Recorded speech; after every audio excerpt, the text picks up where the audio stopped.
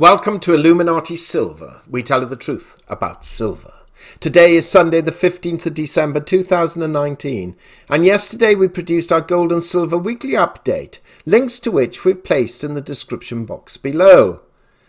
Now today we're just touching on the euphoria highlighted in the British press yesterday after Boris Johnson's Conservative Party's 80-seat overall majority win at its general election on Thursday. Not only did we see sterling prices rise, equities also rose, with the FTSE 100 index up over 1%. Now, we mentioned in yesterday's update the main economic figures, including the price of gold and silver. But in the weekend's press, it's all about UK equities and their potential to rocket. So let's listen to two of the articles published in the Times newspaper on Saturday.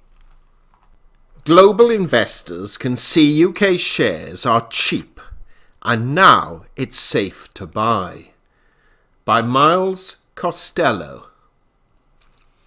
Saturday Times newspaper. It was a frantic day for the city's fund managers, its dealers and their customers, as the reality of Boris Johnson's emphatic victory began to dawn on the stock market. A seismic shift was starting to take place. Spurred on by the bounce in sterling and the hope that Britain might be entering a new era of greater economic and political certainty, dealers took their initial, possibly obvious cue. The streaks of blue and red to show prices moving up or down that flashed furiously across traders' screens told a straightforward story. Previously unloved sectors such as house building, retail and the utilities were back in, and international earners exposed to the weakness of the dollar were out. Yet in truth, what was taking place was far more fundamental than a one-day bounce, fueled by post-election optimism. It represented a wholesale change in direction among the square mile's big investment houses, private client wealth managers and retail investors.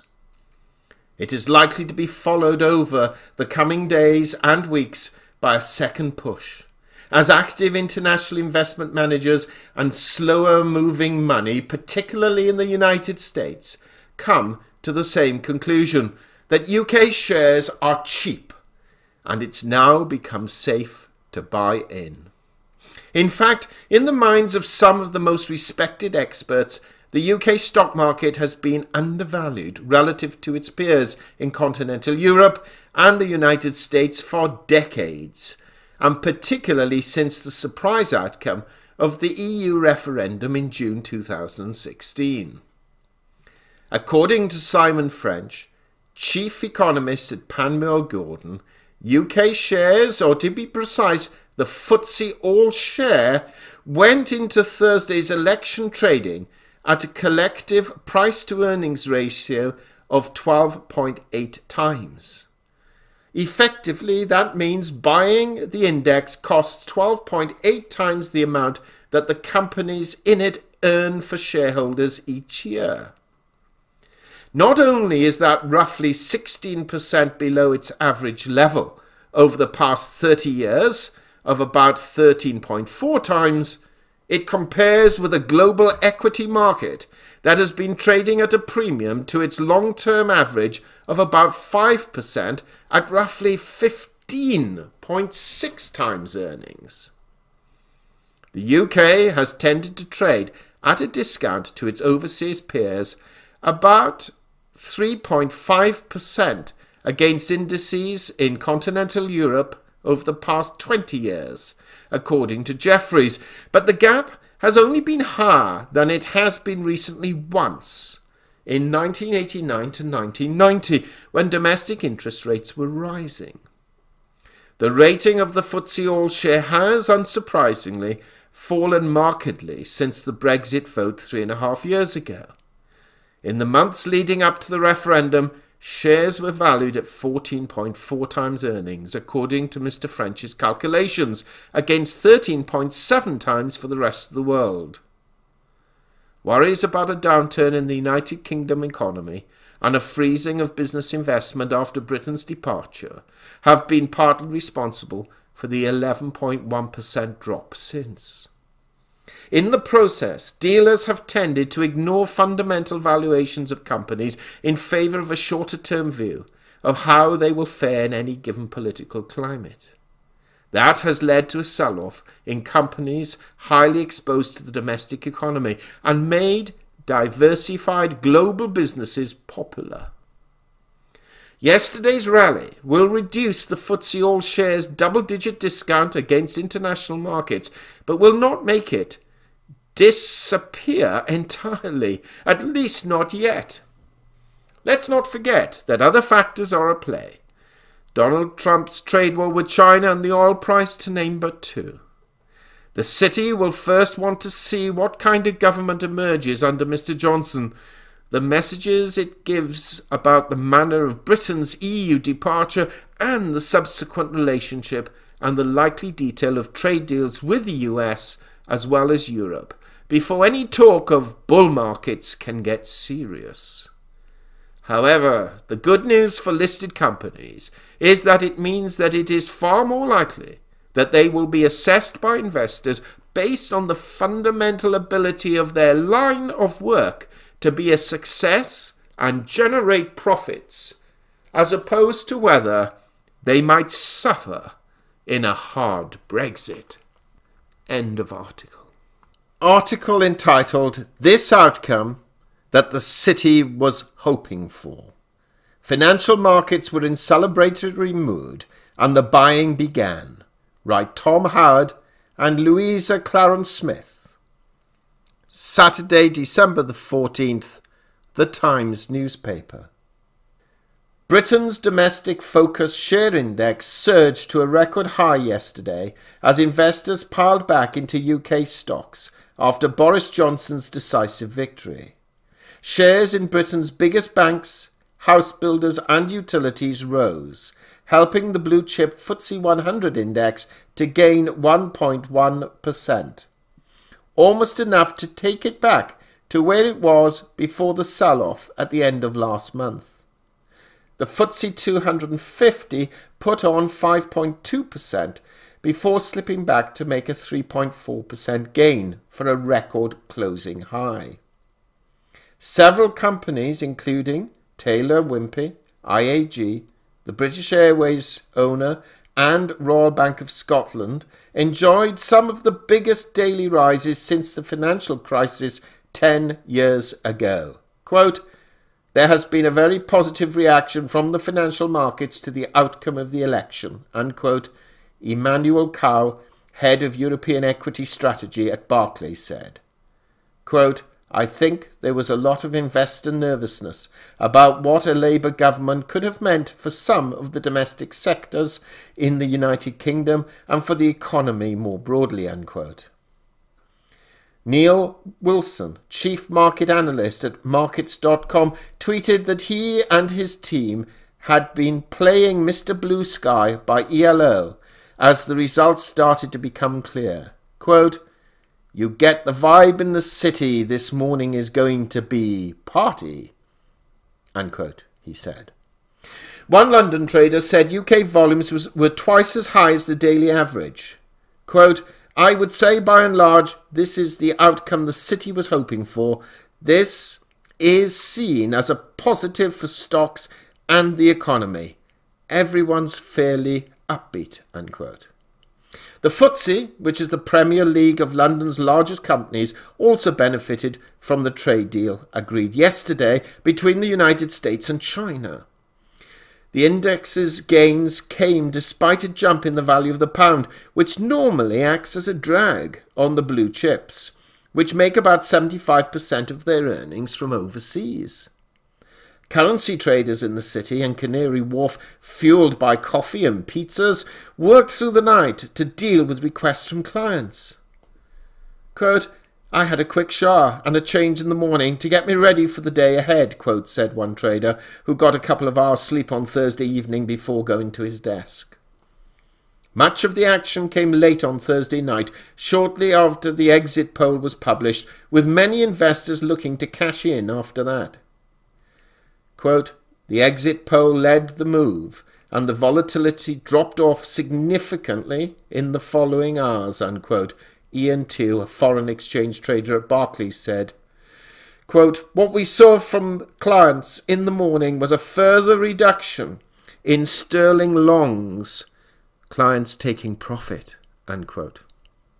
Sterling touched $1.35 against the dollar overnight on Thursday, but it fell back to $1.33.4 by the close yesterday, while it rose to €1.199 against the euro.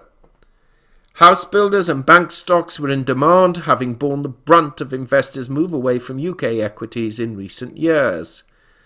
Quote, "A lot of foreign investors have not been wanting to touch UK stocks because of concerns around Brexit and the impasse that we've been in," unquote. Tristan Hansen, a fund manager at M&G Investments, said. Buyers returned as they swept to the top of the FTSE 100 index.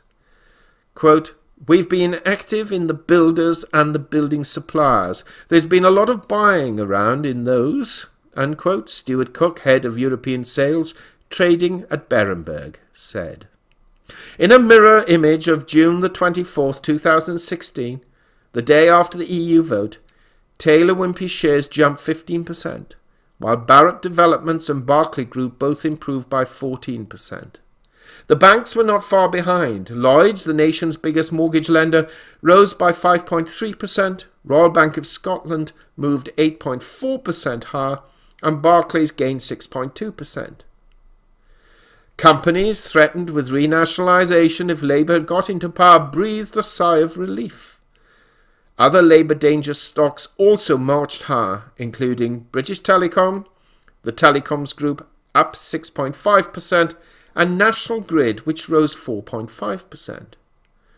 Shares in media companies and consumer internet companies registered healthy gains, with analysts predicting an uptick in marketing spending next year as Brexit worries ease. Quote, "Advertising is driven by confidence, and the uncertainty hanging over the economy has reduced demand," unquote. Thomas Singlehurst, a media analyst at Citi, said. For ITV, a rise in spending on television advertising could give a disproportionate lift to its earnings as its rates move sharply in response to even small fluctuations in demand.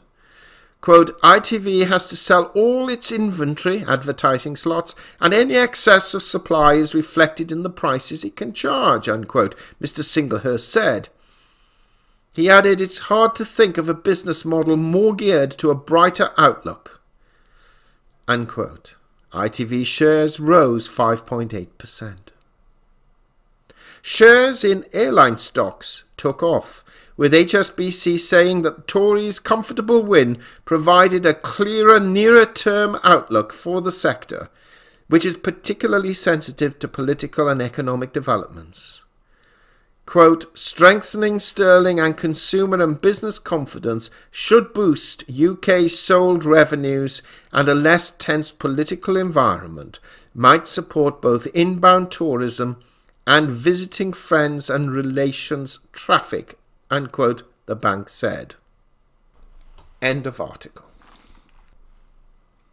Now, although we have quoted the Times newspaper, similar sentiments are reported elsewhere, and frankly, with China and the US agreeing phase 1 of its trade deal, and certain sanctions either being lifted, reduced, or not imposed, it is hardly surprising that equity markets are buoyant. Now, whilst it is quite possible for precious metal prices and equity prices to rise together, there is little doubt that generally they do often attract funds one from another. If this equity euphoria continues and carries out in physical trading this week, then perhaps any bullishness we may have for precious metals may have to be tempered, at least for now, and even a dip should not be ruled out. Indeed, equity markets in US stocks are close to all-time highs, and logic would suggest that funds should go into safe haven assets such as gold and silver. But we should also not forget that what traders call hot money can equally easily be invested into the equities of other countries and exchanges, particularly those that have not fared quite so well in the recent past. Is the London Stock Exchange one of them? In a few short hours we shall find out for sure, but if it is, then we should be neither surprised or shocked. What do you think? Have the newspapers got it right? Or is it all just hot air and wishful thinking? Do share your thoughts. And please, if you haven't already done so, subscribe to our channel, pressing the bell sign so that you may be notified of future videos as and when they are published. We hope you have found this video interesting and informative, and if so, please give it a thumbs up and share it on social media. Please ensure that you have subscribed to our channel and press the bell sign so that you are notified of any future videos. Also, kindly visit our website at illuminatisilver.com, and if you haven't already done so, please subscribe either as a free or paying member for regular email updates and offers. Disclaimer: Illuminati Silver owners come from a background of banking, international wealth management and economics. Having now retired from these worlds, we are not qualified to give investment advice. Therefore, this and other productions must not be deemed to be giving such advice and merely represent the personal views of its owners.